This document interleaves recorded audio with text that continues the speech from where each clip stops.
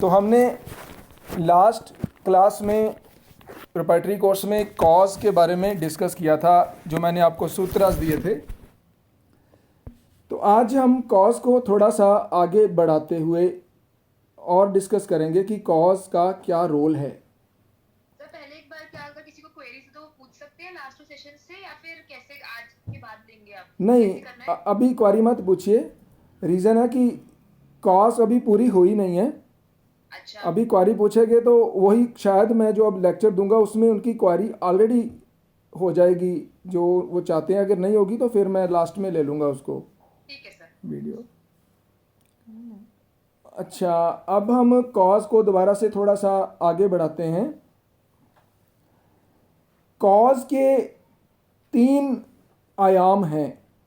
मैं हिंदी ज़्यादा गूढ़ी यूज़ करता हूँ, कई बार मैं आपको इंग्लिश में बताता हूँ। There are 3 prospectives for looking a cause in the repertory. Cause का मीनिंग क्या है? मैंने आपको बोला था कि कॉज होम्योपैथी में दवाई की सिलेक्शन के लिए बहुत महत्वपूर्ण होती है, और डॉक्टर पाठक ने अपने प्रीफेस में इसके बारे में मेंशन भी किया है। और मैंने आपको यह बताया था कि कॉज जो है वो एक्यूट में तो बहुत ज़्यादा महत्वपूर्ण होती है, ऑफ कोर्स क्रॉनिक में भी होती है। अब कहाँ पर एक्यूट में होती है और कहाँ पर क्रॉनिक में होती है, ये चीज़ जो है ये मैं आज आपको बताने का प्रयास करूँगा। तो पहले आप समझे कि कॉज के 3 प्रोस्पेक्टिव होते हैं। कौन कौन से प्रोस्पेक्टिव होते हैं कॉज के? नंबर 1, जो जब भी कोई कॉज होती है किसी चीज़ की, तो कॉज अपना इफेक्ट छोड़ती है, ये आपको पता है। There is a principle of cause and effect. इसका सिद्धांत है बकायदा साइंस में, कार्यकारिणी का सिद्धांत इसको हिंदी में बोलते हैं। तो कॉज का इफेक्ट होता है हमेशा। एग्री? आप लोग समझते हो कॉज का हमेशा इफेक्ट होता है।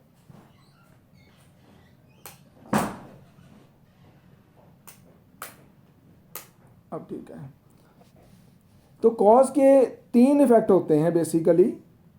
कॉज के 3 इफेक्ट होते हैं। पहला इफेक्ट होता है कॉज का जो नॉर्मल इफेक्ट होता है, जो एक्सपेक्टेड होता है। कोई घटना घटी और उसके बाद जो एक्सपेक्टेड है उस घटना से जो चीज़ होने वाली है, जो हमारी एक्सपेक्टेशंस हैं, वो होती हैं, नॉर्मल होती है। जैसे फॉर एग्जांपल किसी को चोट लगी, तो चोट लगने के बाद दर्द होगी, तो ये एक कॉज का एक्सपेक्टेड जो होना चाहिए वो है। Are you agree? अब नंबर 2, कॉज का सेकंड आयाम, सेकंड प्रोस्पेक्टिव कॉज का कौन सा है? सेकंड प्रोस्पेक्टिव है कॉज का एक्सेसिव इफेक्ट या अनएक्सपेक्टेड इफेक्ट। मतलब कोई भी घटना घटी और जो उसका रिजल्ट आया वो एक्सपेक्टेशन से काफ़ी ज़्यादा आया। ये दूसरी चीज़ हो गई। और तीसरी चीज़ जो कॉज का तीसरा प्रोस्पेक्टिव है वो है नो इफेक्ट, और no effect where it should be expected. मान लीजिए कोई घटना घटी और उसका रिजल्ट आना चाहिए, लेकिन उस काज का, उस कारण का कोई भी रिजल्ट नहीं आया। तो ये 3 जो है ये प्रोस्पेक्टिव, 3 प्रोस्पेक्टिव हो गए इसके कॉज के। पहला, कॉज जो कुछ भी प्रोड्यूस करती है नॉर्मली जैसा होना चाहिए वैसा होता है।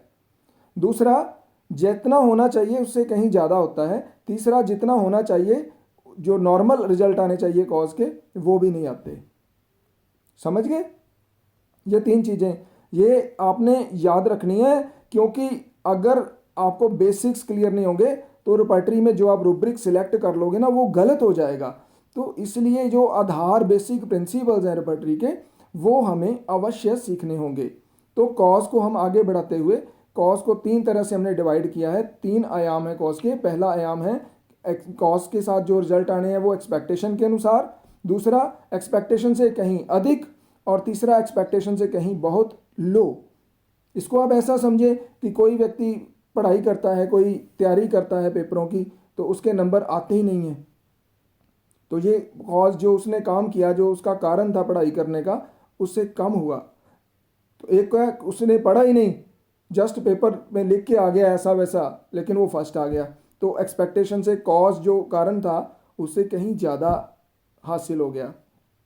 तीसरा 10 नंबर का पेपर करके आया तो बीच में 9 आ गए, तो ये एक्सपेक्टेड है।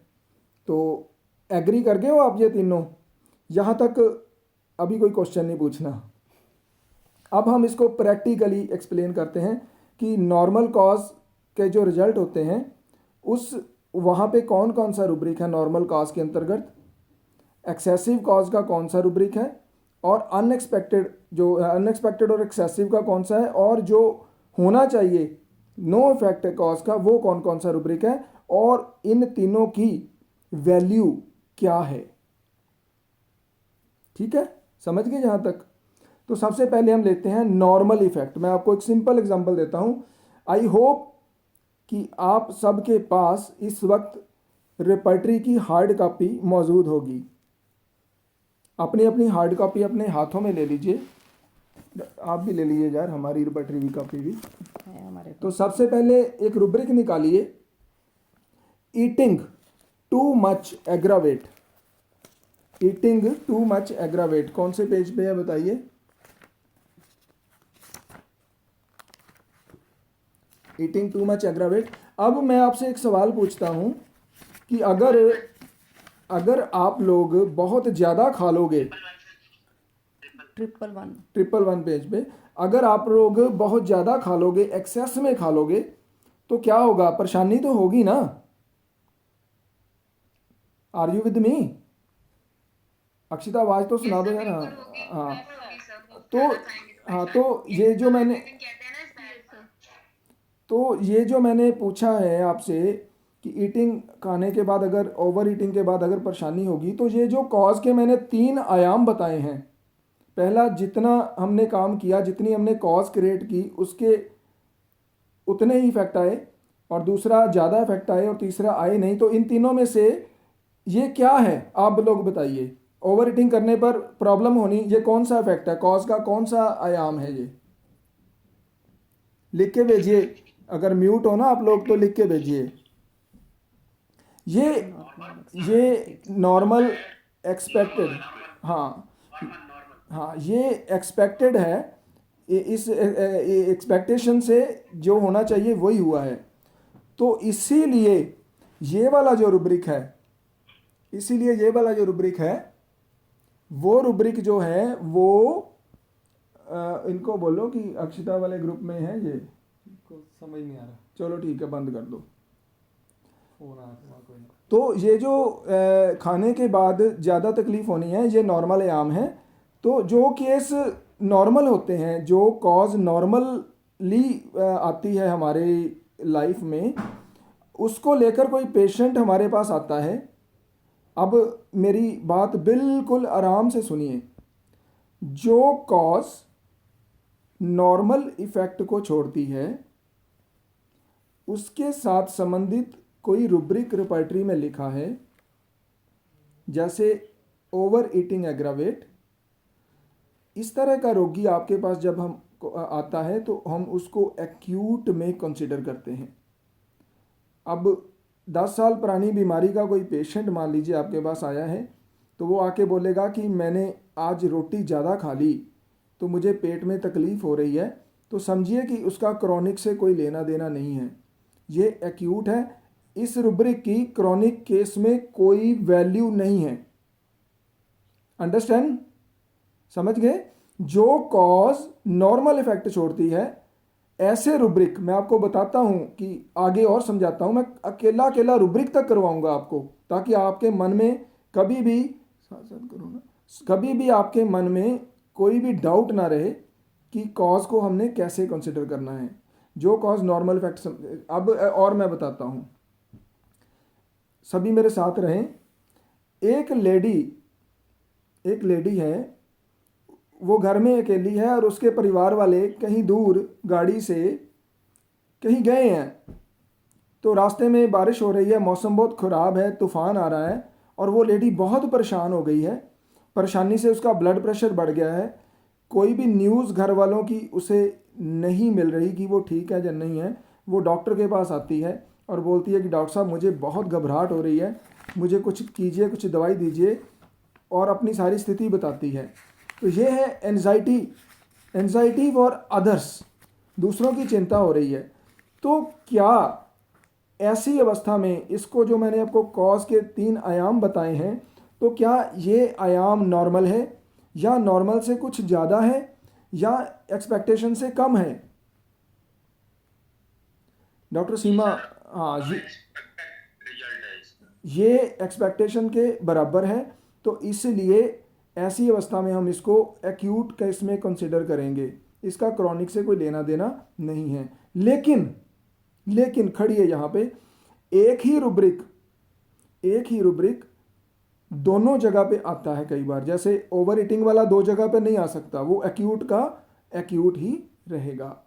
लेकिन एंजाइटी फॉर अदर में एक मदर है, चलो मैं इनकी एग्जांपल लेता हूँ, इनको देखो आप, ये आज ये बड़ी फ्रेश लग रही है ना, तो ये जब फ्रेश नहीं लगती ना, तो तब मैं बताता हूँ। हमारा बड़ा बेटा पढ़ता है बेंगलोर में, तो वो अपना बहुत अच्छी तरह से रहता है वहाँ, उसे कोई परेशानी नहीं है। लेकिन एक दिन भी उसका फ़ोन नहीं आता, तो उसको लेकर बहुत परेशान हो जाती है। तो ये भी एक नॉर्मल ही एक्सपेक्टेशन है from the point of a mother. तो ये भी एंजाइटी फॉर अदर जो है, ये भी हम नॉर्मल में गिनेंगे। लेकिन जब ये एंजाइटी जो है ये इतनी हद तक हो जाए कि वो उसका फ़ोन भी आ जाए कि मैं ठीक हूँ, मैंने रोटी खा ली है, मैं ठीक हूँ, मुझे कोई परेशानी नहीं है, उसके बावजूद भी अगर ऐसा बार बार होता रहता है, तब ये नॉर्मल नहीं होता। तब ये जो कॉज है ये एक्सपेक्टेशन से थोड़ी सी ज़्यादा हो जाती है। तो यहाँ पे एंट्री होती है क्रॉनिक स्टेट की एंट्री होती है यहाँ पर। Are you with me? कोई किसी को डाउट यहाँ तक? सर, ये नॉर्मल सी का डेफिनेशन हम लोग कैसे करेंगे? How we consider this is normal और दिस इज एबनॉर्मल? ये तो आप जज हो, मैं आपको एक टेक्निक दे रहा हूँ। ये जजमेंट आपने करनी है कि जो पेशेंट बोल रहा है उसके प्रपोर्शन में, जो कॉज की प्रपोर्शन में रिजल्ट आ रहा है, क्या वो उतना ही आना चाहिए या ये उससे ज़्यादा आ रहा है। ये आप जज है। यही तो अगर मैं आपको ये बता दूं कि ये रुब्रिक एक्यूट है, ये क्रॉनिक है, तो वो बात मुझे जचती नहीं है, क्योंकि वो मैंने आपको मछली पकड़ के पकड़ा दी। ये सवाल पूछा किन्होंने बाय द वे? सर, मैं भावना बोल रही हूँ। भावना, ओके भावना। हाँ। भावना, आपका स्वागत है इस ग्रुप में। आपने जो सवाल पूछा है उसका जवाब यही है कि भावना, आपको मैं मछली पकड़ के नहीं पकड़ाऊंगा, मैं आपको तकनीक दे रहा हूँ कि मछली को पकड़ना कैसे है। अब आपके पास ही रंजू मैडम दवाई लेने आते हैं और वो पूछते हैं, आके बोलते हैं कि मुझे घबराहट हो रही है, मेरा बेटा बाहर है, वहाँ पढ़ता है, पता नहीं उसको कुछ खाना वाना मिल रहा है नहीं, कोरोना हो गया है, कोई संपर्क भी नहीं हो पा रहा। तो अब आप इसको क्या कंसीडर करोगे?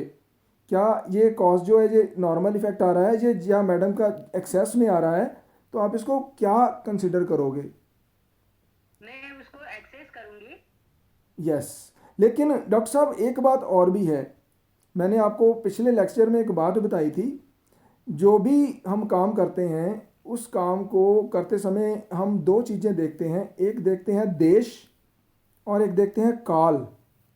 देश मीन्स प्लेस एंड काल मीन्स टाइम। अगर यही बात फॉरेन में है, देश कोई और चला गया, वहाँ की लेडी अगर ऐसा कर रही है तो वो नॉर्मल नहीं है। You follow me? वहाँ पर वो चीज़ नॉर्मल नहीं है। वहाँ पर अगर कोई विदेश में प्रैक्टिस कर रहा है और इस ग्रुप में मेरा लेक्चर सुन रहा है, उसको देश और काल, समय और स्थान के अनुसार ये बात सिलेक्ट करनी पड़ेगी। अब मैं आपको एक रुब्रिक बताता हूँ, एंटी सोशल। आपने एंटी सोशल रुब्रिक सुना होगा, हमारी रिपर्टरी में भी है।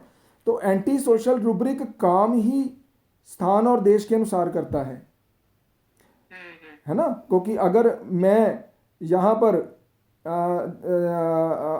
अपनी वाइफ को साथ लेकर इसको जीन पैंट डलवा दूँ और बढ़िया सा टिप टॉप होकर हम मोटरसाइकिल पर जाएं, और यहाँ पर ये सोशल है। और किसी गांव में चले जाएं जहां स्त्रियां ऐसे कपड़े नहीं पहनती और ऐसे घूमने नहीं जाती, तो वहाँ पर वो एंटी सोशल हो जाता है। तो कॉल और टाइम एंड प्लेस के अकॉर्डिंगली आपने उसको जज करना है। अब आपने बोला कि मैं आप इसको ज़्यादा गिनूंगी, तो ऑफ कोर्स यहाँ पर इंडिया में एक मदर के लिए अगर ये चीज़ आती है तो मैं उसको ज़्यादा नहीं गिनूंगा, क्योंकि ये मदर की बेसिक नेचर है। लेकिन अगर एक अंग्रेज मदर, अंग्रेजनी की जो ऐसी स्टेट आती है, तो उसको मैं ज़रूर अब नॉर्मल गिनूंगा, वहाँ एंजाइटी फॉर अदर्स जो रुब्रिक है वो लगेगा। Anything else? आप समझ गए मेरे हिसाब से? Yes sir, thank you sir. और मेरी बात सुनिए, मेरी हाँ में हाँ नहीं मिलानी आपने। जब तक आपके अंदर फिट नहीं हो जाती बात, तब तक उसको छोड़ना नहीं है। हमें पंजाबी में ना एक मुहावरा है, अग्गा दौड़ पिछा चोड़। इसका मतलब होता है कि हम आगे भागते रहते हैं और पिछला हमें भूल जाता है। तो जहाँ से भी हमने क्रॉस करना है उसको अच्छी तरह से सीख के फिर अगला कदम बढ़ाना है। तो should we proceed further? Yes sir. Hello sir, there is one question कि अगर उस पर्सन का लाइक नेचर ही वैसे ही है कि दूसरों का ख्याल ज्यादा रखना, एंजाइटी करना, तो should we take it as a chronic symptom और यस यस यस। नेचर? हाँ, अगर उसका नेचर ऐसा है तो वो उसका हम क्रोनिक में लेके जाएंगे ना, क्योंकि वो उसको आदत है, उसकी हैबिट है कि उसको हर एक छोटी चीज से भी एंजाइटी हो जाती है। सारे छोटी ऐसे छोटी थोड़ी होते हैं, कॉमन थोड़ी हो गया ये। नो नो सर, वो सिम्पटम होगा या फिर सिम्पटम की तौर पे ही लेंगे ये वाला? हम सभी कुछ सिम्टम के तौर पर ही ले रहे हैं। मैं आपको ये क्लासिफिकेशन बता रहा हूँ सिम्टम की। अच्छा, हाँ। जैसे सर पर्सनालिटी टाइप्स होते हैं, paranoid personality, obsessive personality, anxious, anxiety prone personality, तो उसमें भी वो सिम्पटम आएगा ना? डॉक्टर साहब, अगर आपने लास्ट लेक्चर सुना होगा तो मैंने आपको एक बात बताई थी कि जो भी चीज़ इस दुनिया में होती है, क्यों होती है, उसके पीछे कारण रहता है। तो जो पर्सनैलिटी है उसके पीछे भी कारण रहता है। तो इसीलिए हम कारण से रिपर्टरी को शुरू कर रहे हैं। धीरे धीरे आप आगे चलोगे, आप समझ जाओगे कि मैं क्या कह रहा हूँ और आपकी पकड़ भी मेरे वाले रास्ते पर आ जाएगी। तो पर्सनैलिटी का भी कारण होता है, ये कॉज है और पर्सनैलिटी है। एक बार आप सिम्टम को छोड़ दो, everything is a symptom, every जो भी रिपर्टरी में लिखे है वो सिम्टम है, उसको भी छोड़ दो। अब एक रूब्रिक है, apatite loss of from overwork, page number 17 page number पे एक रूब्रिक है, apatite loss from overwork. I think इसमें कलकेरिया है। कलकेरिया। ये तो आपने बताया था ना लास्ट टाइम। क्या? बताया था। ये अब मैं आपको दोबारा से ये पूछ रहा हूँ कि ज़्यादा काम करने से अगर किसी की भूख मर जाती है तो क्या ये कॉज का फर्स्ट प्रोस्पेक्टिव है या सेकंड प्रोस्पेक्टिव है या थर्ड प्रोस्पेक्टिव है? एपेटाइट लॉस ऑफ सेकंड है सर, ओवर एक्सर्शन। हाँ, तो सर ये थोड़ा सा मतलब अनएक्सपेक्टेड है, सेकंड है, वही सेकंड है। यस, पकड़ लिया आपने, पकड़ लिया। क्योंकि सबकी भूख नहीं मरती ना, ये कुछ अलग ही है ना। कुछ लोगों को ज्यादा भी लग सकती है, बट ये अनएक्सपेक्टेड लगा बिकॉज़ कैलोरीज बर्न हो रही है तो भूख ज्यादा लग रही है। Right okay, unexpected. ये जवाब किसने दिया है? इसको चॉकलेट मैं भेजूंगा यहाँ से। ये किसने जवाब? Parcel sir. अच्छा, अब ये बताइए, एक रूब्रिक है, एपेटाइट लॉस्ट फ्रॉम सैडनेस। ये क्या है? ये कौन सा आयाम है?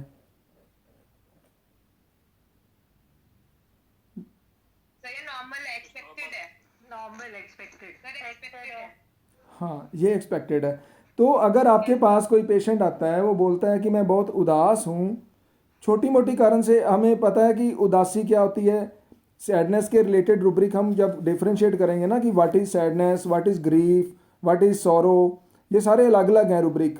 तो ये अगर आप जब सीख लोगे तो फिर आपके पास पेशेंट आएगा ना, वो बोलेगा मैं बहुत सैड हूँ इसलिए मुझे भूख नहीं लग रही,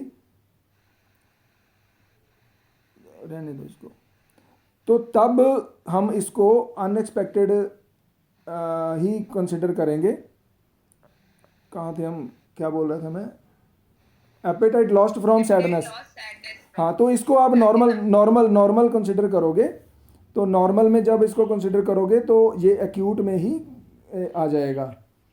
तो इसी तरह से हमने लास्ट टाइम एक और रुब्रिक किया था, एस्थमा फ्रॉम ऑर्डर्स। सर वो एपेटाइट लॉस्ट फ्रॉम सैडनेस के बारे में पूछना चाहूंगी कि इसको हम एक्सेसिव इफेक्ट नहीं बोलेंगे? डॉक्टर साहब यूजुअली क्या होता है, जब बंदा उदास होता है ना तो उसे और किसी चीज़ की इच्छा रहती ही नहीं है, तो खाने पीने की उसे कुछ भी अच्छा नहीं लगता। तो वैसे तो दोनों में ही कंसिडर कर सकते हैं अगर, लेकिन ये सर मैं इस एंगल से पूछ रही हूँ कि देयर इज कौन है ये? वीडियो ऑन कर लो, पता तो लगना चाहिए कौन पूछ रहा है। डोंट डॉक्टर चित्रा बोल रहे हैं। यार मेरी को भी फोटो दिखाओ, कौन बोल रहा है? फोटो तो दिखाई नहीं आई। मतलब पता लग जाए। सर नेटवर्क का बड़ा प्रॉब्लम है, अगर वीडियो ऑन करती हूँ तो आप okay okay okay, continue please continue. Okay dear. ये डॉक्टर कौन है? ज्यादातर चित्रा का? अच्छा ओके। हाँ सर इसलिए बोल रही हूँ क्योंकि एक फिजियोलॉजिकल इमोशन भी होती है कि थोड़ी देर के लिए किसी घटना से या किसी चीज से सैडनेस हो जाए और इंसान उसे रिकवर भी कर लेता है in a physiological situation, physiological emotion में। बट अगर इतना सैडनेस गहरा है कि उससे एपेटाइट लॉस्ट हो रही है तो इसको हम एक्सेसिव में नहीं काउंट करेंगे। सबसे पहले सिम्पटम ऑफ डिप्रेशन में होता है, इट्स नॉर्मल।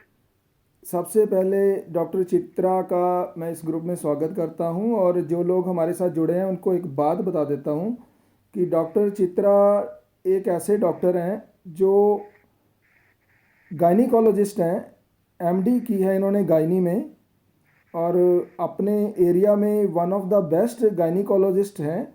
लेकिन इनका होम्योपैथी के प्रति जितना मैंने क्रेज़ देखा है, मैं बहुत प्रभावित हूँ। अपनी एमडी करने के पश्चात और at the age of 40 years इन्होंने बीएचएमएस में एडमिशन ली, और इनकी इतनी अच्छी प्रैक्टिस थी, किसी चीज़ की इनके पास कमी नहीं थी, पेशेंट्स भी थे और अच्छी खासी जॉब पर थे।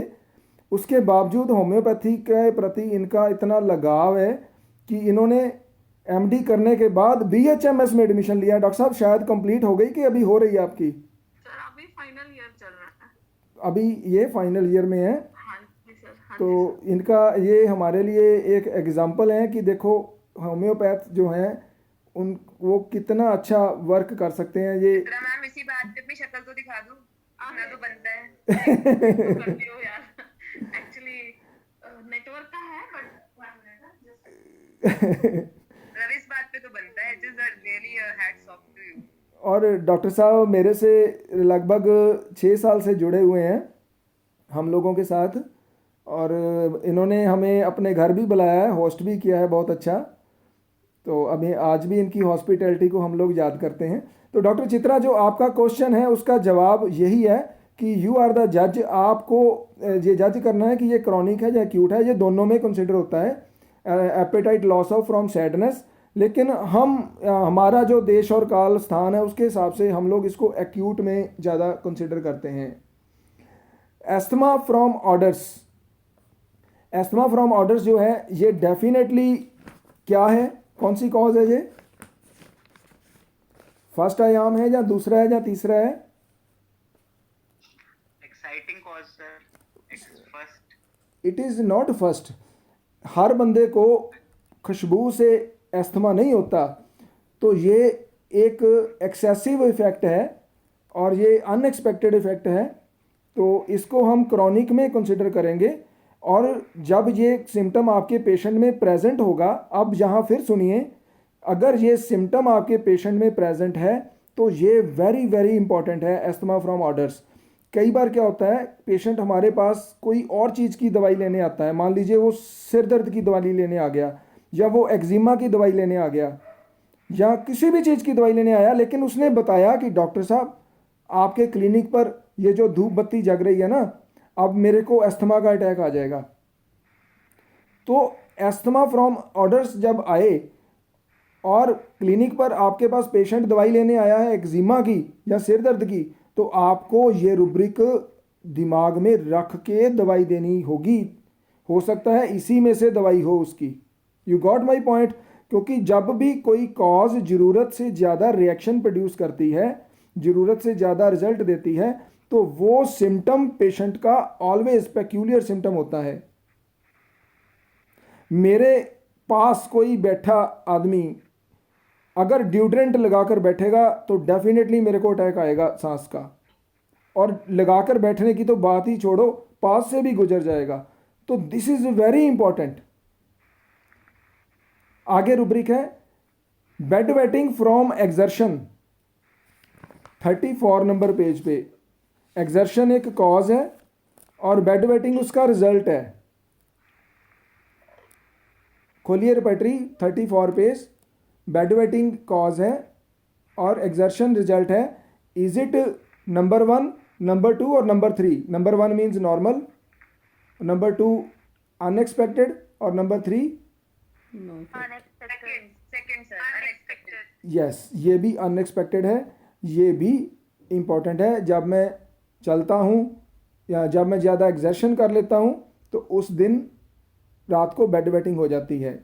अच्छा, ये जो सिम्टम है ना एक्सेसिव एग्जर्शन से बेड वेटिंग होना, ये जो सब्बल सिरोलेटा है ना, ये अडल्ट के केस में है। रेफरेंस लिख लें यहाँ पे, बच्चों की बात नहीं है।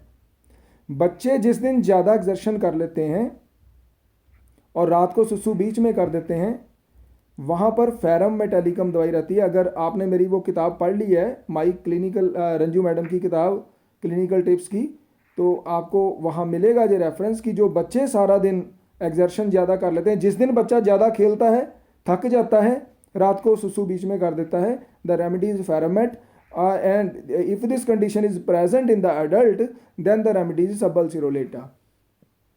Clear? Yes, sir. Ashok Madan, sir, you can continue. Yes, sir. These two symptoms, what you are telling about exertion and especially other symptoms for the asthma, we can consider these symptoms as to start for 153. So voice clarity थोड़ी कम है, please थोड़ा आप loud बोलें। The two symptoms which you told, doctor, about exertion and especially for asthma, these two symptoms, like these symptoms, we can consider as 153, 153. क्या पूछ रहे हैं please? Akshita, आप दोबारा से इसको एलेबोरेट करें। डॉक्टर साहब क्या पूछ रहे हैं, मुझे समझ नहीं आ रहा। आवाज क्लियर नहीं आ Doctor, रही। you got it? The तो particular 153 पे क्या है? 153 क्या बोला आपने? एफोरिज्म नंबर 153 वो बोल रहे हैं कि जो आप ये सिम्टम बता रहे हैं, क्या ये पिक्यूलियर क्वेयर रेयर सिम्टम माना जाएगा as according to aphorism 153. Doctor साहब सॉरी, मेरे को अभी ऑर्गेनन के बारे में इस वक्त कुछ याद नहीं है कि, No, it's okay. It's okay. है ना। Sir Go on. सेम ही है जैसे आप जो बोल रहे हैं ना, जो 153 एफोरिज्म में बोला है कि जो पिक्यूलियर क्वेयर रेयर सिम्टम होने चाहिए। तो ये जो आप सिम्टम जो बोले हैं अस्थमा के, क्या हम इसको पिक्यूलियर क्वेयर रेयर सिम्टम मान सकते हैं क्या, जो आपने अस्थमा के बारे में बोला है? Yes, this is definitely. Actually मेरे को ऑर्गेनन थोड़ी सी आती है, उसमें एक टॉपिक है आइडियोसिनक्रेसी। तो ये अस्थमा फ्रॉम जो ऑर्डर्स है ना, ये आइडियोसिनक्रेसी में आएगा। Yes, yes, sir. अक्षिता, तुमने एमडी किया यार, होशियार बच्चा है, तो थोड़ा सा बीच में बता दे डॉक्टर साहब को। सर मुझे भी एक्चुअली ना क्वेश्चन समझ नहीं आया। 153 बोला सर ने, फॉर्मल शायद ना मुझे सुना ही नहीं सर ने क्या बोला। तो ये PQRS तो है ही ना, इडियोसिंक्रेटिक इंडिविजुअल्स जो हाइपर सेंसिटिव इंडिविजुअल्स हैं, तो सर कह रहे हैं उस केस में ये आता है। So yes, we can categorize them, but in repertory ऐसा कोई कोरिलेशन हमें ड्रॉ करने की नीड नहीं। We have to see the present situation and take it accordingly. Basically यही है कोर। सर ये जो अस्थमा फ्रॉम ऑर्डर है, आपने बोला पेशेंट एक्जिमा का आएगा, मैं भावना बोल रही हूँ सर, एक्जिमा का आएगा या हेडेक का आएगा, we can consider is a peculiar, but the patient is of chronic asthma and having asthmatic order from खुशबू एंड स्मेल एंड अत्तर का smell, then should we consider this as a peculiar sir? उसमें जब भी हम कोई chronic case treat करते हैं ना, और उसमें कोई कॉमन सिम्टम आता है, जैसे अस्थमा के संबंध में ही सिम्टम आ जाएगा, तो डॉक्टर साहब जब तक आप पेशेंट का कोई एडजेक्टिव सिम्टम साथ में नहीं लेते, हम एडजेक्टिव पे आगे आएंगे, तब तक आप क्रॉनिक स्टेट को नहीं निकाल पाओगे। डेफिनेटली आप एक्यूट कंडीशन को इस रूब्रिक के माध्यम से निकालने में सफल हो जाओगे। तो जब भी आप अगर इसको क्रॉनिक करना है तो वो दवाई ढूंढेंगे जो एस्थमा ऑर्डर फॉर्म को कवर करती हो और पेशेंट का विशेषण जो उसका एडजेक्टिव है उसको भी कवर करती हो। तो वहाँ पर हम आएंगे जब क्रॉनिक केस में आएंगे। हमारा आज का जो टॉपिक है वो मैं आपको सिर्फ ये समझाने का प्रयास कर रहा हूँ कि कारण क्या होता है और कारण को कितनी इम्पोर्टेंस देनी है हमने, ये हमारा आज का टॉपिक है। अब नेक्स्ट मैं चलता हूँ, बहुत इम्पॉर्टेंट है और इतना इम्पॉर्टेंट है कि एक लेक्चर भी इस रुब्रिक पर दूं तो कम है। रुब्रिक इज बिसाइड्स हिमसेल्फ, कितने पेज पे है? 35 पेज। 35 पेज पर besides himself. Anybody can tell me what is the meaning of क्या रुब्रिक बोला sir? Besides himself, 35 number page. Sir आपे से बाहर हो जाना, खुद पे कंट्रोल नहीं होना। ये कौन बोला? ये तो आवाज सुनीता ऐसी आवाज मेरी एक स्टूडेंट की है। नहीं सर, कंट्रोल। अच्छा भावना बोल रही, लूजिंग कंट्रोल। जैसे उसकी नाक पे ना गुस्सा हमेशा रहता है, उसके हमेशा नाक पे गुस्सा रहता है, बिसाइड हिमसेल्फ बेसिकली उसके साथ में ही रहता है। ऑन दिस साइड गुस्सा आता है तो जब गुस्सा आता है तो अपने आप को थप्पड़ लगा लेता है। मैं आपको ये रुब्रिक समझाता हूँ और मैं आपको एक सवाल भी पूछूंगा। मान लीजिए किसी को एकदम से चोट लग गई।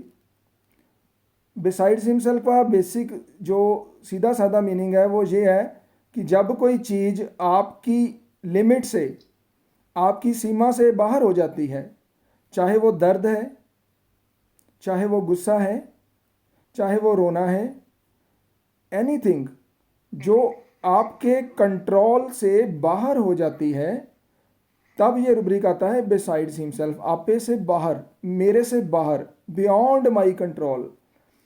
तो किसी को सडनली घुटने पर चोट लग गई और उसे इतनी दर्द हो रही है कि वो छटपटा रहा है दर्द में और कह रहा है कि मेरे से बर्दाश्त ही नहीं हो रही, जो उसकी सीमा है वो उस सीमा से कहीं ज़्यादा हो गई। तो इस रुब्रिक को हम कौन से आयाम में कंसिडर करेंगे? फर्स्ट, सेकंड या third? Second. Wrong. How second?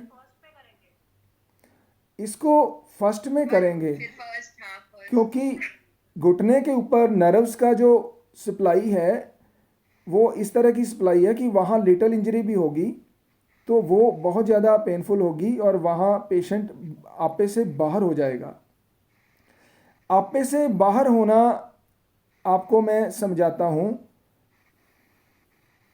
जब भी, ध्यान से सुने, हम जब भी हम लोग किसी भी अवस्था में बैठे हैं, जैसे मैं आपके सामने हूँ, तो मेरी जो थॉट्स हैं, मेरी जो मानसिक अवस्था है वो एक आपसे जुड़ी हुई है।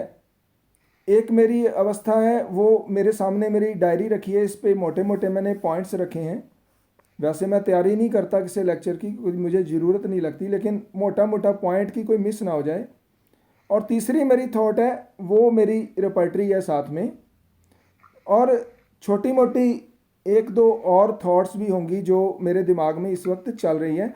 मीन्स कि मेरी जो थॉट्स हैं उनकी जो डायमेंशंस हैं वो मल्टीपल हैं, एक नहीं है। मतलब थॉट्स के धागे अलग अलग दिशाओं में इस वक्त चल रहे हैं, कोई ज़्यादा कोई कम। लेकिन जब हमारे जीवन में कोई ऐसी अवस्था आती है कि जब हमारी सारी थॉट्स एक ही अवस्था में आ जाती है, एक ही स्थिति में आ जाती है, अब मैं ख़त्म हो गया, कुछ भी नहीं बचा, मीन्स डॉक्टर विद्यासागर भी ख़त्म हो गया क्योंकि उसकी सारी थॉट्स ख़त्म हो गई। सिर्फ एक ही चीज़ बची, वो चीज़ बची मेरी तकलीफ़। मेरे एक दोस्त हैं डेंटिस्ट, मैं एक दिन वहाँ गया तो वहाँ पर वो अपने एक मरीज के सिर पर टांके लगा रहे थे। डेंटिस्ट हैं, टांके सिर पर लगा रहे थे, चोट लगी थी। मैंने पूछा कि यार ये क्या हुआ, और कहता इस पेशेंट के दांत में इतनी ज़्यादा दर्द थी, इतनी ज़्यादा दर्द थी कि ये बर्दाश्त नहीं कर पा रहा था और इसने उस दर्द में अपना सिर दीवार के साथ दे मारा, जिसकी वजह से सिर में भी इंजरी हो गई। तो जब भी कोई तकलीफ़ हमें होती है जिसमें हमारी सारी ऊर्जा, हमारी सारी एनर्जी अदर थॉट्स सारी ख़त्म हो जाती हैं, केवल एक ही चीज़ बचती है, वो चीज़ बचती है पेन। और हमारे बॉडी का जो सेल है, जो टिश्यूज़ हैं, वो पेन वहाँ तक, not only in that particular area, but body का एवरी सेल, एवरी टिश्यू, शरीर का हर रोम रोम, हिंदी में इसको बोलते हैं रोम रोम, दर्द में भीग जाता है।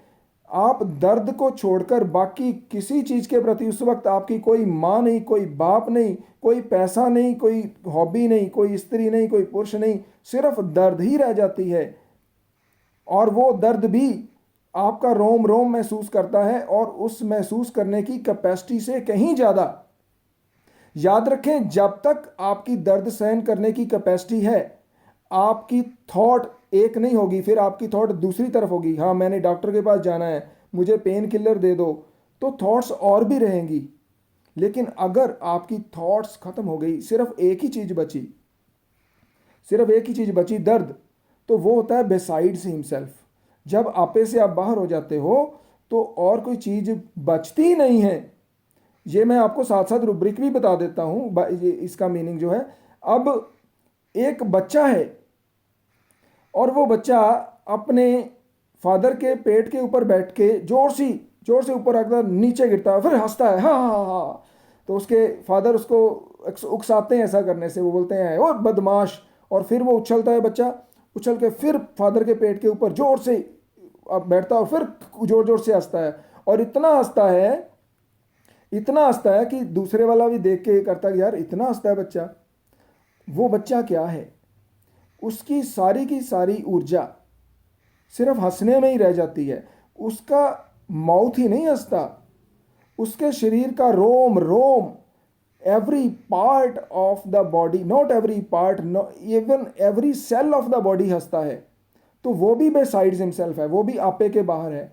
आपने देखा ना, जब बच्चे मस्ती करते हैं कई बार, तो वो कंट्रोल से बाहर होती है मस्ती उनकी भी, क्योंकि उनकी और उस वक्त और कोई थॉट ही नहीं होती, वो 100% उसी अवस्था में होते हैं।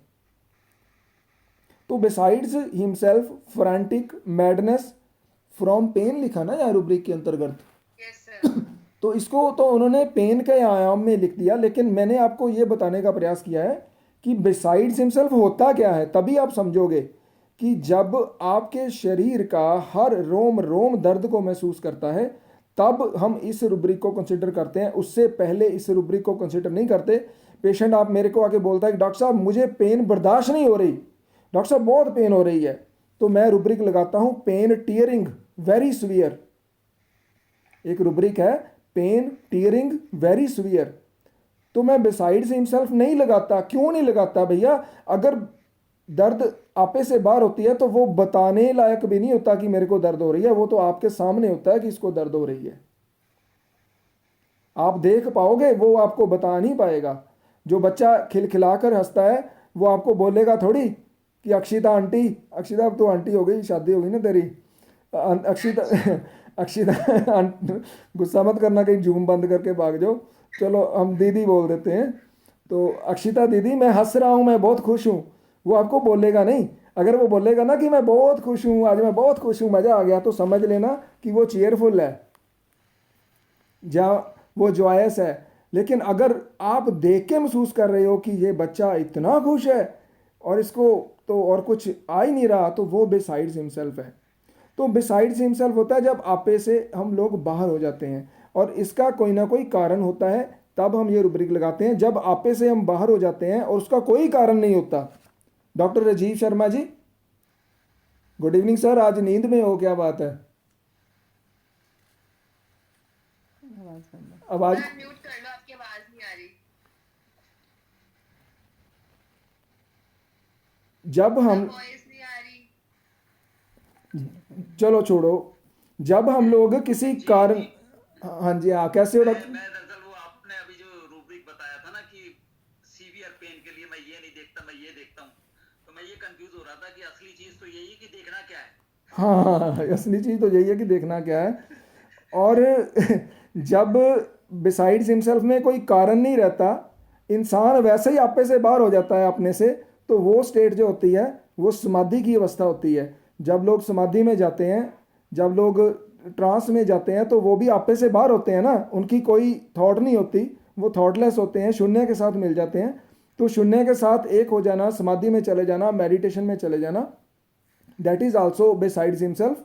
लेकिन यहाँ पर बिसाइड्स हिमसेल्फ का कारण है हमारी रिपोर्टरी में, और वो कारण पेन है, और उस दर्द की वजह से जब कोई इंसान पागल हो उठता है तब हम ये रुब्रिक कंसिडर करते हैं। लेकिन अगर किसी के घुटने पे चोट लगी है और वो दर्द के कारण चटपटा रहा है, आपको बता भी नहीं रहा कि मैं मेरे दर्द है, आप देख रहे हो, तो क्या तब भी आप इस रुब्रिक को उठाओगे? डॉक्टर मनोज गुप्ता जी,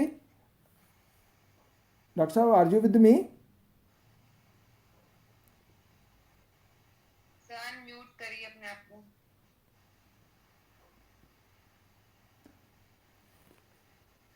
डॉक्टर पारुल शुक्ला, थोड़ा जल्दी जल्दी कीजिए डॉक्टर साहब, जिनसे पूछा जाता है ना वो ज़रा जल्दी जल्दी पूछे कि रेगी कैसे है। सर, अगर कोई ऑफेंसिव घटना सालों पहले हुई और आज उसको याद करके पेशेंट पूरी तरह से वैसे ही रिएक्ट किया जैसे उसे उस समय हुआ, तो क्या भी बिसाइड्स हिमसेल्फ होगा? बिल्कुल होगा, अगर ऐसी स्थिति आएगी तो होगा, डेफिनेटली होगा। रीनल कैलकुलस में भी ये नॉर्मल नहीं माना जाएगा। जहाँ पर भी आप एक्सपेक्ट करते हो, अब मैं अपने दोबारा वापस आ रहा हूँ जहाँ से हमने लेक्चर शुरू किया था, जिस चीज़ में आप जितनी एक्सपेक्टेशन रखते हो, अगर उतनी एक्सपेक्टेशन में रिजल्ट आ रहे हैं तो उसकी वैल्यू सिर्फ एक्यूट में है। अगर किसी को चोट लग गई और वो छटपटा रहा है, बिसाइड्स हिमसेल्फ आप लगा सकते हो, लेकिन एक्यूट है, आप दवाई दोगे, पेशेंट की जो एक्यूट कंडीशन है वो निकल जाएगी, क्योंकि इंजरी हुई है, इंजरी की दवाई दे दोगे। लेकिन अगर ये बिसाइड्स हिमसेल्फ ऐसी अवस्था में आता है जहां आप एक्सपेक्ट नहीं करते कि इतना पेशेंट चटपटाएगा, इतना पेशेंट दर्द को लेकर परेशान होगा, और ये जो दर्द है ना, ये दर्द जो है ये ज़रूरी नहीं है कि शारीरिक है, ये पेशेंट की मानसिक भी हो सकती है। तो बिसाइड्स हिमसेल्फ के साथ एक पैरेलल रुब्रिक चलता है, वो चलता है एगोनी एंग्विश। हम आगे एगोनी एंग्विश को समझेंगे ना, तो फिर थोड़ा सा डिफरेंशिएट हो जाएगा कि बिसाइड्स हिमसेल्फ और एगोनी एंग्विश में फ़र्क क्या होता है। तो आई थिंक कि जो मैं आपको कन्वे करवाना चाहता हूँ तो वो आप लोग समझ गए होंगे। तो यहाँ तक कोई क्वेश्चन है तो आप मुझे बता सकते हैं। Any question? I have one question about this anti-social rubric you told. हाँ जी, And it has only one remedy. Anti-social. Got it? हाँ जी, Hello, doctor. Yes yes please. The rubric anti-social you told, it has only one remedy. How I will consider, or we will consider that it is really reliable to consider this anti-social rubric with only one remedy? इसमें दो remedies हैं, एक सिफिलिनम है और एक Aurum metallicum है। यहाँ पे सिर्फ सिफिलाइनम ही है। इसमें एक ही दी हुई है, वो हमने ऑडिशन की है। ऑरम भी इसकी एडिशन है। तो डॉक्टर साहब, वो जब हम आपको सिफिलिनम पढ़ाऊंगा ना, या आपको ऑरम मेट पढ़ाऊंगा, तो वो मटीरिया मेडिका का क्वेश्चन है। हम लोग मटीरिया मेडिका से सेशंस ऑलरेडी शुरू कर चुके हैं, और बहुत सारे मेंबर्स हैं जिन्होंने हमारी लास्ट लेक्सिस की क्लास अटेंड की है। अगर आई होप कि आपने भी की होगी, अगर नहीं की तो उसका ऑडियो पूरा का पूरा लेक्सिस का टेलीग्राम ग्रुप पे पड़ा है। 1 घंटे का सेशन था। तो अभी लेक्सिस का पार्ट 1 ही हमने किया है, अभी 2 भी करेंगे, और इस शनिवार को हम फास्फोरस कर रहे हैं। तो मटीरिया मेडिका का जो क्वेश्चन है वो अभी मैं कंसिडर नहीं कर सकता, क्योंकि वो लंबा मैटर है। जब तक आप सिफिलिनम पूरी तरह से नहीं समझोगे तो वो मैं आपको नहीं समझा पाऊँगा। अब आप केवल यहाँ पर आइए, प्रेजेंट में आइए, कि हमारा जो आज का टॉपिक है वो कॉज और इफ़ेक्ट के ऊपर है। यहाँ पर आपको कोई भी क्वेरी है, क्योंकि मेरा माइंड सेटअप अभी कॉज और इफ़ेक्ट पर हुआ है, तो यहाँ पर आप कोई भी क्वेश्चन पूछ सकते हो। या मैं आगे चले? आगे है ब्लूइश पर्पल। यस सर, आपने जो बोला कि खुद को मारना, तो वो बिसाइड हिमसेल्फ में ही आ जाएगा क्या? यस, डेफिनेटली, डेफिनेटली, क्योंकि हाँ उसमें आ जाएगा, क्योंकि आप आपे से बाहर हो, ऐसी कंडीशन में दूसरे को भी मार देता है कई बार पेशेंट। जब आपे से बाहर हो जाता है, उसे पता ही नहीं मैं क्या कर रहा हूँ, उसकी सेंसेस, उसकी बुद्धि खत्म है, वो आपे से बाहर है, अब उसको कुछ नहीं है, एक ही चीज़ है उसके अंदर, वो पेन है, पेन से वो पागल हो रहा है। तो जो पागल होता है तो पागल कुछ भी कर देता है, उसे सब माफ होता है। अच्छा, थैंक यू। आगे रुब्रिक है 39 पेज पर, ब्लूइश पर्पल फ्रॉम इंजरी। तो ये ज़्यादा एक्सप्लेन नहीं करूँगा, जहाँ चोट लगती है वहाँ नील पड़ जाता है, तो ये पहला इफेक्ट हुआ, सिर्फ आपके पल्ले पड़ जाए, मैं इसलिए नोट करके आपको बता रहा हूँ, आप साथ साथ देखते रहो। Brain fag from grief, page number 42।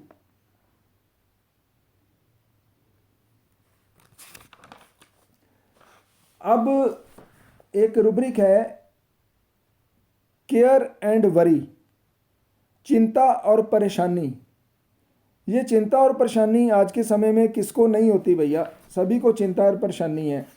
तो ये केयर एंड वरी एक कॉज है, लेकिन मैं आपको ये बताना चाहता हूँ कि ये रुब्रिक तब आपने कंसिडर करना है जब ये सिग्निफिकेंटली प्रेजेंट होता है, जब वो पेशेंट आके बार बार ये बात बोलता है कि मुझे परेशानियां बहुत हैं, मुझे चिंताएं बहुत हैं, तब हमने केयर एंड वरी करना है। अदरवाइज केयर एंड वरी तो आजकल हर किसी को होती है। तो ये एक छोटा सा मैंने आपको रेफरेंस के लिए लिखा है, समझने वाली बात नहीं है। नेक्स्ट वेरी वेरी इंपॉर्टेंट है, ये है चीयरफुल पेन ड्यूरिंग। कॉज है दर्द, कारण है दर्द, और उसका रिएक्शन है खुशी। तो ये क्या है? थर्ड वन है अनएक्सपेक्टेड। यस, अब इसमें स्पाइजेलिया है, तो ये आप मैंने आपको ये सिर्फ सेकंड वन आएगा अनएक्सपेक्टेड, थर्ड वन थर्ड तो वन नो नहीं इफेक्ट आ आएगा, गया। थर्ड वन तो नो इफेक्ट हो गया। Second one unexpected. हाँ सेकंड वन। या नहीं नहीं 51 पेज पे है, राइट साइड पे सबसे ऊपर।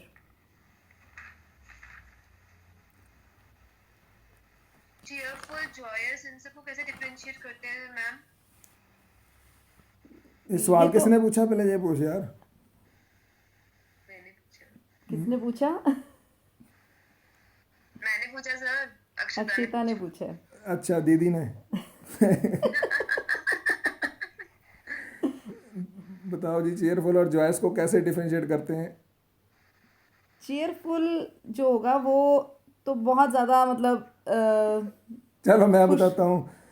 चीयरफुल वो होता है जो अपने आप में प्रसन्न है, खुश है, और जॉयस वो होता है आज मैं खुश हूँ और जिसको कल देख के- अक्षिता मेरे साथ आके भी खुश हो जाए। जिसको देख के दूसरा भी खुश हो जाए, वो वो जॉयस है। जिसको देखकर, जिसकी कंपनी में आप भी आ जाओ, वो समझ लो भी सेकंड वाला जॉयस है। ये मैं करवाऊंगा डॉक्टर साहब, अभी उस रुब्रिक वहाँ तक हम पहुँचे नहीं हैं।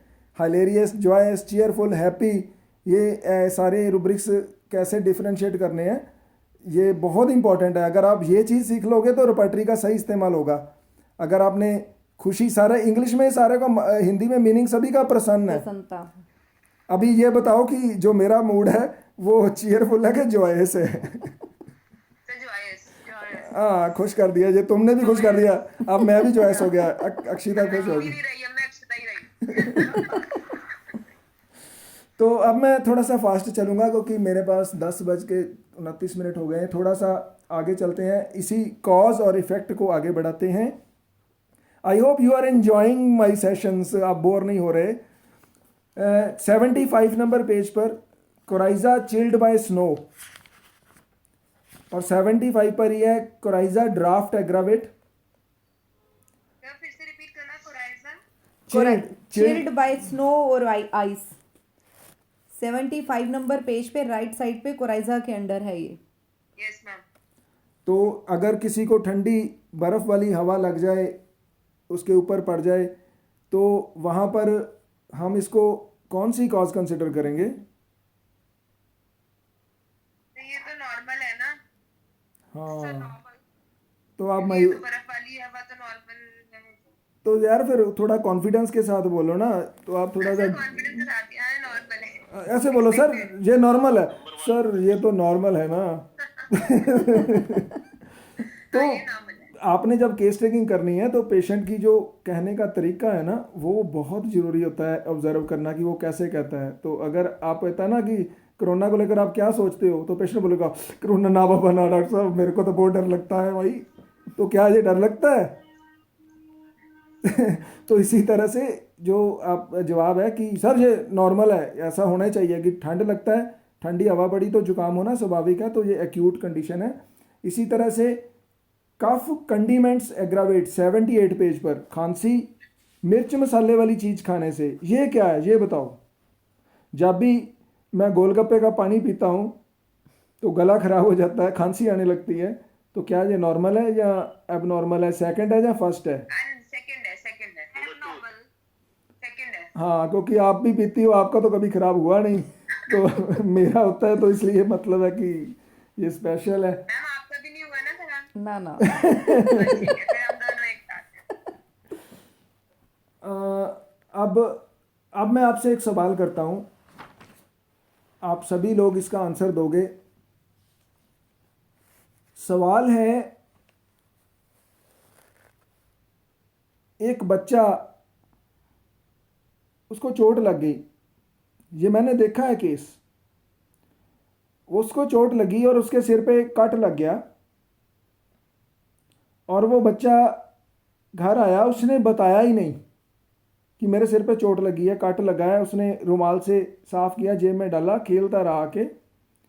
शाम को जब मदर ने देखा, उसके कपड़े चेंज करने लगी, तो उसके सिर में एक लंबा गहरा कट था किसी चीज़ का, जहाँ से वो इंजरी हुई थी। और वो भागी भागी मेरे पास उस बच्चे को लेकर आई कि डॉक्टर साहब इसके आज चोट लगी, इसने घर आके बताया ही नहीं है और ये इतना कट लगा हुआ है, रुमाल देखिए खून से भरा पड़ा है, तो इसका क्या करना है, अब इसको दवाई दीजिए कोई। तो ये कॉज है चोट लगना, और इसका जो इफ़ेक्ट है वो मैंने आपको बताया है। तो फर्स्ट, सेकंड और थर्ड कौन सा इफ़ेक्ट है ये? तो बच्चे के लिए या माँ के लिए? बच्चे के लिए यार, बच्चे के लिए। बच्चे के लिए। ऐसा ये तो थर्ड है, अनएक्सपेक्टेड। ये थर्ड किसने बोला? थर्ड किसने बोला? सर थर्ड है, थर्ड। थर्ड बोला किसने? Second one 3-4 of us. तीन चार लोगों ने बोला है सर। 3-4 लोगों ने साथ। मतलब बच्चों के लिए no है। मतलब जो 3-4 जिन्होंने बोला है वो ये बोला कि नो इफेक्ट, तो ये नो इफेक्ट वालों को अनएक्सपेक्टेड। नो नो नो ये नो इफेक्ट है, ये अनएक्सपेक्टेड नहीं है, ये नो इफेक्ट है। बच्चे के चोट लगी हुई है, उसके बावजूद भी उसने कोई इफेक्ट शो नहीं किया, उसको कोई तकलीफ नहीं हुई, आके उसने घर पे नहीं बताया, तो ये अनएक्सपेक्टेड नहीं आएगा, ये नो इफेक्ट आएगा। नो इफेक्ट में आएगा। तो नो इफेक्ट 4 जिन्होंने जवाब दिया है, तो 5 स्टार की चॉकलेट के 4 इससे करके मेरी तरफ से चारों में डिवाइड कर लेना। तो 5वां हिस्सा डॉक्टर साहब को भी भेज देना। अच्छा, अब इसका रुब्रिक बताओगे कोई मेरे को इस बच्चे का? अनएक्सपेक्टेड क्यों नहीं होगा sir? in absence of unexpected, आप एक सेकंड ये ना, पूछा है कि ये अनएक्सपेक्टेड, ये डेफिनेटली अनएक्सपेक्टेड है, लेकिन हमने इसको जो डिवीज़न की है ना, वो तीसरी डिवीज़न हमने लिखी है कि जहाँ पर कोई इफेक्ट ही नहीं आता। अनएक्सपेक्टेड ये आया, ये अनएक्सपेक्टेड तो हमारे लिए आया ना, उस बच्चे के लिए ऊपर कोई इफेक्ट ही नहीं आया, नो इफेक्ट। उसको चोट लगी है, उसके घाव हुआ है और वो उसने अपने रुमाल से साफ करके सारा दिन खेलता रहा है, तो उसके ऊपर कोई इफेक्ट आया ही नहीं है। तो ये अनएक्सपेक्टेड तो मदर के लिए है ना, तो बच्चे के लिए तो ये बिल्कुल उसके हम आके देखें उसके लेवल। हाँ, तो नो, कोई मुझे रुब्रिक बताएगा इसका कौन सा हो सकता है? absence of numbness sir, numbness। pain, absence of ये रुब्रिक है, pain absence of in affections which are usually painful. Doctor Nizamuddin Shaikh, इन्होंने भी ये बहुत अच्छा जवाब दिया। डॉक्टर साहब बहुत अच्छा, आप समझ गए मेरी बात को। अब मैं आपको कुछ रुब्रिक्स बताता हूँ और आपने मेरे को बताना है कि हमारी डेली प्रैक्टिस में इन रुब्रिक्स का क्या कोई इम्पोर्टेंस है। आप एक रुब्रिक खोलिए, इसका मीनिंग मैं बाद में बताऊंगा, सिर्फ आप सुपरफिशियल समझ गए हो बात को।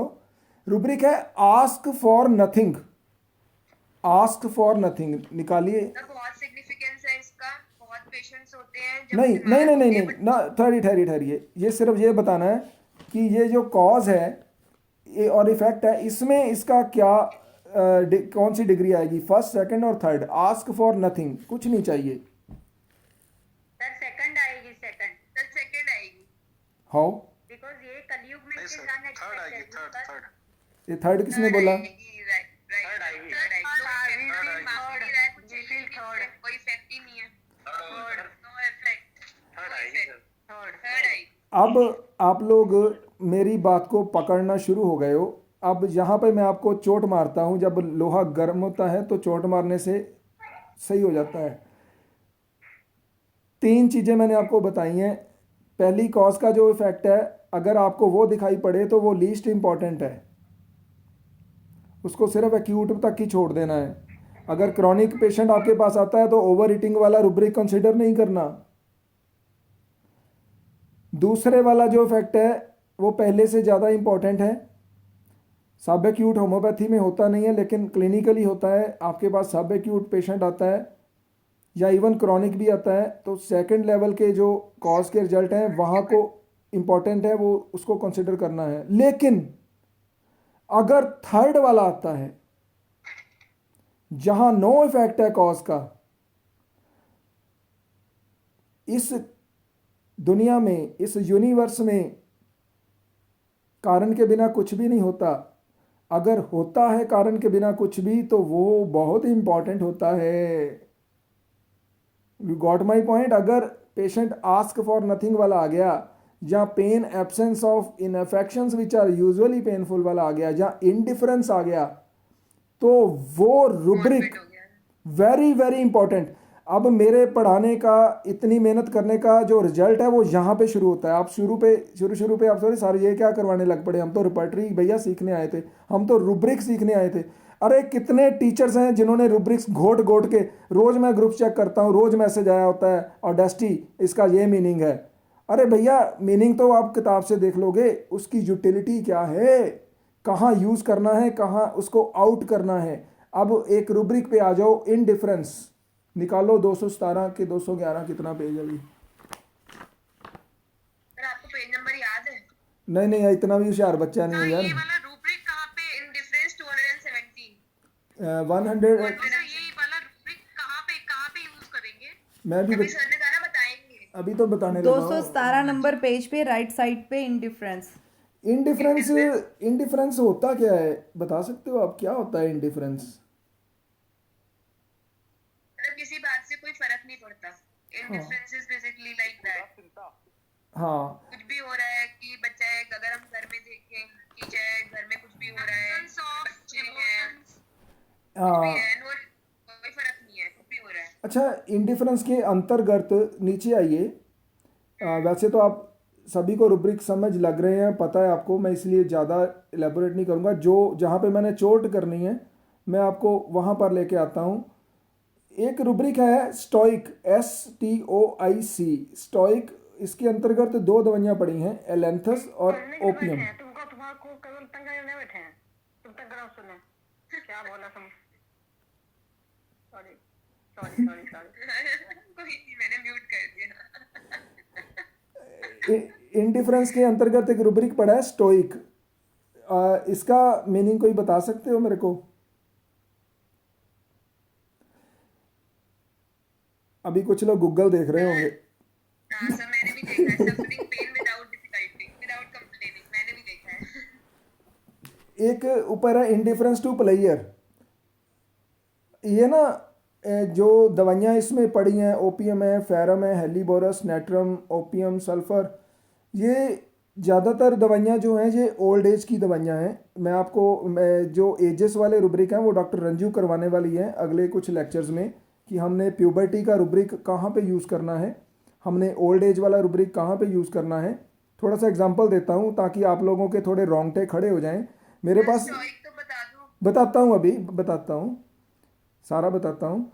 एक बच्चा मेरे पास दवाई लेने आता था, बड़ा मासूम बच्चा, उम्र कितनी होगी ਉਹਦੀ मैं कुछ खा पाऊंगा उसकी नहीं पाऊंगा 6-7 साल 5-6 साल का 5-6 साल का उसको ना 15-20 दिन से गला खराब था तो दवाइयाँ डॉक्टर से खा रहा था नहीं आराम आया तो मेरे पास आया तो मैंने बोला भाई बेटा आपको क्या परेशानी है तो उसने मेरे को बोला कि अंकल मेरा गला ख़राब है तो मैंने कहा बहुत बढ़िया भी ठीक कर देते हैं अंकल क्या मैं सारी उम्र कुछ खा भी पाऊंगा ये उसके एक्सप्रेशन थे या मैं ऐसे ही रहूँगा तो है वो बच्चा लेकिन क्या सारी उम्र मैं कुछ खा भी पाऊंगा तो ये जो एक्सप्रेशन है ना ये बच्चे के नहीं है ये ओल्ड एज के एक्सप्रेशन है तो मैंने एकदम से रुब्रिक निकाला ओल्ड एज क्योंकि उसकी दवाई ओल्ड एज में पड़ी थी तो वहाँ से गले में जो दवाइयाँ अदर सिम्टम्स लेकर ओल्ड एज को मैंने प्राइमरी रुब्रिक को कंसिडर करके उसको दवाई दी तो जो एजेस वाले रुब्रिक है ना ये ऐसे इस्तेमाल नहीं होते कि आपके पास 14 साल की लड़की आ गई तो आपने प्यूबर्टी का रुब्रिक उठा लिया या 80 साल का कोई बूढ़ा आ गया वो कहता कि मैं 80 साल का हूँ तो आपने ओल्ड एज लगा लिया ऐसा नहीं होता अभी 80 साल का मेरे पास एक बूढ़ा आता है दवाई लेने और वो किताब लिख रहा है और वो कहता है कि डॉक्टर साहब ये किताब पब्लिश होगी और ये सारे वर्ल्ड में फेमस होगी तो मैंने उसका रुब्रिक लगाया प्यूबर्टी इफेक्शंस ऑफ द यूथ क्योंकि उसकी जो एज है वो ओल्ड एज नहीं है तो जो एज मैं बीच में इसलिए लेकर आया हूँ क्योंकि जो मैं आपको अभी रुब्रिक समझाने वाला हूँ जैसे indifference player to are these effects of cause चला गया सवाल 1 मिनट कुछ सवाल आया है are these effect of cause there is in your books I mean explanations doctor साहब मेरी जो बुक है my experiences with small repertories ये किसने पूछा है अशोक मदान तो उसमें मैंने ये सारी चीज़ें जो आपको आज लेक्चर दे रहा हूँ ये ऑलरेडी मैंने उस बुक में मेंशन किया बहुत सारे मेंबर्स ने वो बुक इस ग्रुप में जो है उन्होंने पढ़ी भी है तो इसको एक्सप्लेन किया मैंने तो स्टोइक होता है जो बिल्कुल ही इमोशनलेस होता है किसी चीज़ के प्रति स्पेशली दुख के प्रति सुख के प्रति नहीं दुख के प्रति जो उदासीन हो जाता है पंजाबी में हमारे पंजाब में यहाँ पंजाब को भी छोड़ो गुरु नानक देव जी जो हैं वो हमारे गुरु हैं पंजाब से हुए हैं उनकी हम देशना देखें या गौतम बुद्ध की हम देशना जब हमें 10वीं क्लास में पढ़ाया जाता था कि भगवान बुद्ध की क्या देशना है तो वहाँ एक अक्षर आता था संसार दुखों का घर है आप लोगों ने सुना होगा ना सभी ने संसार दुखों का घर है तो महात्मा बुद्ध की जो अवस्था थी उनको पता था कि संसार दुखों का घर है तो 2 चीज़ें होती हैं एक होता है दुख जिसको हम पेन बोलते हैं ध्यान से सुनिए मैं थोड़ा स्लो बोलता हूं एक होता है दुख जिसको हम पेन बोलते हैं दर्द दुख दर्द इकट्ठा अक्षर है और एक होता है सफरिंग दुख का रिएक्शन दुख is cause and suffering is reaction got it अब कॉज तो हो रही है दुख तो आ रहा है लेकिन सफरिंग नहीं है दुख तो आ रहा है लेकिन सफरिंग दिखाई नहीं पड़ती भैया तो ये है स्टोइक इसमें एलेंथस ग्लैंडुलोजा और ओपियम 2 दवाइयां पड़ी हैं तो फिर से बताना एक बार ये वाला प्लीज एंड वाला कॉज समझ में आया कॉज है कॉज समझ में आई कॉज है दुख और उसका जो इफेक्ट होता है दुख का अगर आपको कोई कष्ट होता है तो आप सफ़र करते हो ना आपको कोई कष्ट होता है तो आप सफ़र करते हो सफ़र क्यों करते हो क्योंकि आपको कोई तकलीफ है तभी तो आप उसको सफ़र करते हो लेकिन जब दुख है लेकिन आप सफ़र नहीं करते जब दुख है तो आप उसको सफ़र नहीं करते तब उस रुब्रिक को बोलते हैं इनडिफरेंस स्टोइक अब जैसे डॉक्टर साहब ने पूछा कि अनसोशल में एक ही दवाई है तो इसी तरह स्टोइक में 2 ही दवाइयाँ हैं तो ये तो 2 दवाइयाँ भैया मैं आज आपको बताकर ही सोने दूंगा क्योंकि मटीरिया मेडिका मेरा सब्जेक्ट है रेपर्टरी तो सिर्फ मैं एक ही जानता हूँ सर हमें भी इंटरेस्ट आ रहा है चलो हमें भी बस सुन के ही सोना है बेसिकली हर चीज एक एग्जांपल कहना चाहूंगा हाँ जी प्लीज सर जैसे हाँ जैसे किसी की डेथ हो जाए सपोज, तो अगर वो कोई लेडी या जैसे मेल की डेथ हो तो फीमेल ना रोए, या फीमेल की डेथ हो तो मेल ना रोए, तो वो हम इसको स्टोइक मान सकते हैं? इमोशन नहीं दिखाए ना उस वक्त, या रोया नहीं। डॉक्टर साहब, अगर तो जो आप ये बोल रहे हो ये भीतर से आए, उसके ज्ञान की वजह से आए, जो उसकी इवोल्यूशनरी एज है, ज्ञान, जैसे महात्मा बुद्ध बोलते हैं संसार दुखों का घर है, तब तो हम इसको मानेंगे। विरक्ति से आए, मीनिंग अगर विरक्त, इनर फोर्स। हाँ, वाकई में उसे कोई फर्क नहीं पड़ता। एक तो होता है ना कि दिखावे के लिए यार हमें अब एक्सेप्ट करना ही पड़ेगा क्योंकि हमारे पास कोई ऑप्शन ही नहीं है, ऐसा नहीं है। उसको वाकई में कोई फ़र्क नहीं पड़ता क्योंकि उसको पता है। अब ना मेरे को याद है 1 साल पहले ना एक बॉर्डर पे कोई जवान शहीद हो गया था, तो उसके फादर के सामने जब उसकी डेड बॉडी आई ना, तो उसके फादर ने ये बोला कि मैंने अपना बच्चा पैदा ही इसीलिए किया था, मुझे इसका दुख नहीं है, अगर दूसरा होता तो भी मैं कर देता। वो उसके चेहरे के जो भाव थे वो वाकई एक सेटिस्फेक्शन वाले भाव थे, बहुत बड़ी बात थी आम लोगों के लिए। तो वो एक इनडिफरेंस है, वो उसको कोई बॉदर नहीं किया, उसकी एक मन की स्थिति है। इस ग्रुप में जितने भी लोग हैं मेरे सीनियर्स हैं, मुझे आशा है कि आप लोग थोड़ी बहुत, किसी ने एस्ट्रोलॉजी के बारे में सुना होगा कि एस्ट्रोलॉजी भी कोई साइंस होती है, सुना है आप लोगों ने एस्ट्रोलॉजी में? और एस्ट्रोलॉजी में एक प्लैनेट होता है, उस प्लैनेट को बोलते हैं केतु, राहु केतु, आपने सुने होंगे, है ना?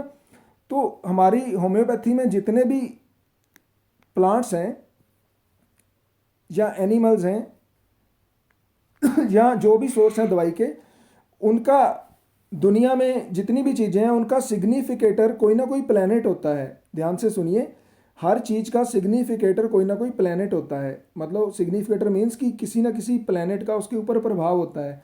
अब मैं आपको जो बात कन्वे करा रहा हूँ, रुपैटरी पढ़ा रहा हूँ, तो मेरे ऊपर बुध यानी बुद्धि वाला प्लैनेट, उसका प्रभाव है। और मैं आपको किताबी ज्ञान जो एक नॉलेज है वो स्थानांतरण कर रहा हूँ, ट्रांसफॉर्म कर रहा हूँ, तो it is due to the बुध। ये थोड़ा सा नया होगा आपके लिए ये जो मैं बोल रहा हूँ, लेकिन समझाने के लिए ये ज़रूरी है। तो केतु एक ऐसा प्लैनेट है, जो लोग थोड़ी भी एस्ट्रोलॉजी जानते हैं वो बहुत जल्दी फॉलो कर लेंगे, जो नहीं जानते उनके लिए ये चीज़ नहीं होगी, वो भी सीख लें। जो केतु प्लैनेट है एस्ट्रोलॉजी में, वो निराशा का, डिस्पेयर का प्लैनेट है, सेटिस्फैक्शन का प्लैनेट है। और ये जो एलेंथस ग्लैंडुलोजा दवाई है, ये एलेंथस एक ट्री होता है जो चाइना में और अमेरिका में पाया जाता है, बहुत बड़ा ट्री होता है, 50 फुट ऊपर तक चला जाता है ये ट्री, और इसको बोलते हैं ट्री ऑफ द हीवन। अब मैं रिपॉर्टरी बंद करता हूँ, पहले मैं आपको इसी को समझाता हूँ थोड़ा सा। इसको बोलते हैं ट्री ऑफ द हीवन, स्वर्ग का वृक्ष। क्यों बोलते हैं स्वर्ग का वृक्ष? क्योंकि इसकी छाया बहुत घनी होती है। और यूएसए में जो स्ट्रीट्स के किनारे पर वृक्ष लगाए जाते हैं छाया के लिए, उसमें 4% वृक्ष जो है ये एलेंथस के लगाए जाते हैं, एलेंथस ग्लैंडुलोजा के। तो जो स्वर्ग का वृक्ष है, तो लेकिन इसमें एक प्रॉब्लम है, जब ये वृक्ष मैच्योर होता है, जब बहार आती है, तो इसके पार्ट्स में से एक बहुत गंदी स्मेल एमिट होती है, जो ह्यूमन बॉडी को, ह्यूमन नोज़ को, हमको वो अच्छी नहीं लगती। तो एक तो ये छाया देता है, इसको इसलिए स्वर्ग का वृक्ष बोलते हैं। लेकिन क्या स्वर्ग का वृक्ष स्मेल गंदी दे सकता है? अरे एक और वृक्ष है अपराजिता, जिसको अपामार्ग बोलते हैं। होम्योपैथी में उसकी दवाई बनती है निक्टेंथस आर्बोरा। निक्टेंथस आर्बोरा बच्चों के कॉन्स्टिपेशन में, क्रॉनिक शियाटिका में और रूमेटिज्म में, 3 कंडीशन में इस्तेमाल होती है। इसको भारतीय शास्त्रों में ट्री ऑफ द हीवन लिखा है। तो उसके जो खुशबूदार फ्लावर होते हैं, जब वो रात को खिलते हैं, अगर किसी के घर में वो प्लांट लगा हो अपराजिता का, तो आपको पता होगा कि रात को इतनी स्मेल अच्छी आती है कि सारी स्ट्रीट भर जाती है, रात की रानी की तरह स्मेल होती है। तो उसको भी स्वर्ग का वृक्ष बोलते हैं। और एलेंथस ग्लैंडुलोजा को भी स्वर्ग का वृक्ष बोलते हैं। लेकिन क्या एक गंदी स्मेल वाला वृक्ष स्वर्ग का हो सकता है? तो this is due to the Ketu. Ketu is the only planet जिसको शुभ भी बोलते हैं, शुभ प्लैनेट बोलते हैं। ये वैसे मैलेफिक प्लैनेट है, राक्षस है केतु, लेकिन इसको शुभ बोलते हैं क्योंकि ये इंसान को डिस्पेयर में ले जाता है। जब इंसान बहुत ऊंचा अपनी ईगो में उड़ता है, बहुत ऊंचा जाता है ईगो में, तो उसके बाद केतु कुछ ऐसा करता है कि इंसान डाउन टू अर्थ हो जाता है। कहते हैं ना, बड़े बड़े राजा भी जाते वक्त या उनके साथ भी ऐसा घटना हो जाती है कि वो ज़मीन पर आ जाते हैं। तो केतु जो है वो ज़मीन पर आदमी को ला देता है, इसीलिए इसको शुभ ग्रह माना जाता है। इसको स्वर्ग का ट्री एलेंथस ग्लैंडुलोजा को माना जाता है। अब एलेंथस ग्लैंडुलोजा का जो रोगी होता है वो एक ऐसा पर्सनैलिटी होती है जिसका लाइफ में सारा कुछ चला गया। पेशेंट आके आपको बोलते हैं, डॉक्टर साहब मेरा बहुत नुकसान हो गया, हर चीज़ मेरी लाइफ में चले गई, मेरे जितने एसेट्स थे जो मैंने जमा किए थे वो भी चले गए, मेरी ज़मीन जायदाद भी बिक गई और अब मेरे को तकलीफ़ें भी शुरू हो गई हैं। तो वो तकलीफ़ें कहाँ पर आती हैं एलेंथस ग्लैंडुलोजा की? वो आती हैं थ्रोट में, टॉन्सिल में। तो जब मैं बैक्टीरिया का थोड़ा सा पार्ट आज ले रहा हूँ, रेपर्टरी को थोड़ा पॉज करके, क्योंकि मैं आपको स्टोइक समझा रहा हूँ, लेकिन इसका सिग्निफिकेटर केतु है। तो पेशेंट जब आपके साथ बात करेगा कि मेरा सब कुछ चला गया है, वो इसको सीरियसली बोलेगा तो सही कि मेरा नुकसान हो गया, और साथ में ये भी बोलेगा कि मैंने पिछले जन्म का इन लोगों का देना था, मेरी देनदारी थी, इसलिए मेरा सारा कुछ चला गया। तो वो उसके जो एक्सप्रेशन है, उसका जो कॉज एंड इफेक्ट है, मैं दोबारा वहीं पर आ रहा हूँ। मेरा जो भी मैं आपको पढ़ाता हूँ वो इधर उधर नहीं लेके जाता, आपको वहीं पर आता हूँ। अब मेरी बात बताइए आपको कि जिसका सारा कुछ चला गया हो, ज़मीन जायदाद बिक गई हो, बिजनेस में घाटा पड़ गया हो, और वो आके बोले कि डॉक्टर साहब इतना कुछ हुआ, चलो मैंने पिछले जन्म का इन लोगों का देना होगा तो दे दिया, तो ये कौन सी कॉज है? इफेक्ट कौन सा है कॉज का? फर्स्ट है, सेकंड है और थर्ड है? बताइए।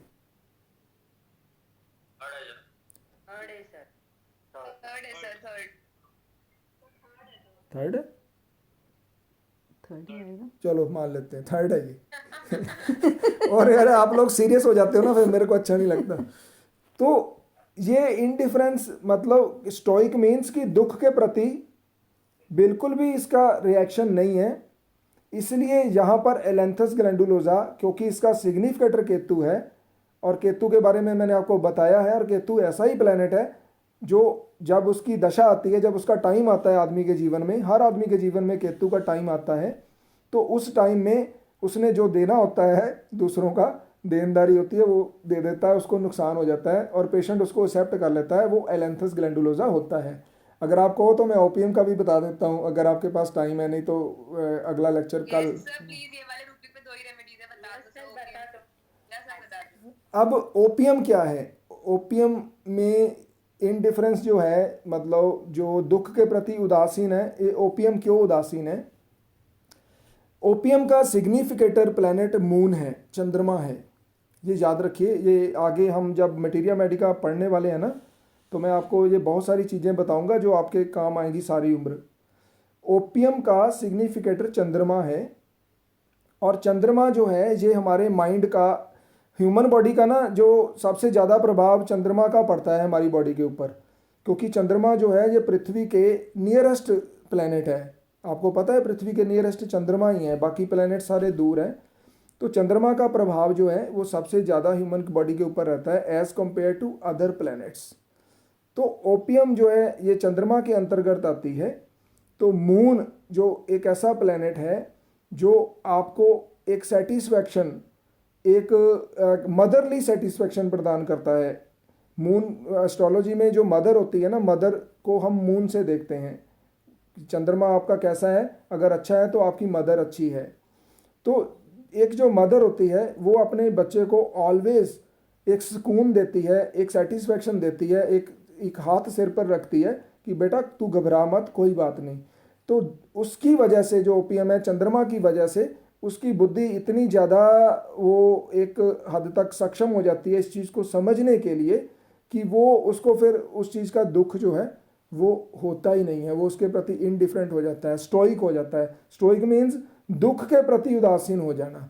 तो दुख के प्रति उदासीन होने में मेरी नज़रों में सिर्फ 2 ही दवाइयाँ हैं, एलेंथस ग्रैंडुलोजा और ओपियम। एलेंथस आपने कम यूज़ की होगी।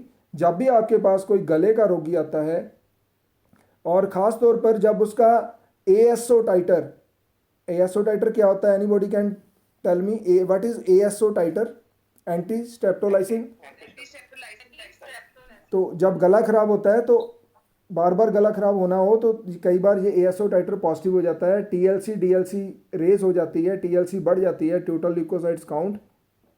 सेप्टिक कंडीशन जो थ्रोट की हैं, टॉन्सिल में पस भर जाना, सेप्टिक हो जाना, फॉलिकल्स बन जाना, और साथ में अगर मेंटल स्टेट ऐसी रहती है तो एलेंथस डेफिनेटली केस को निकाल देगी। ये बहुत इंपॉर्टेंट दवाई है, इसको कम मत आंकना।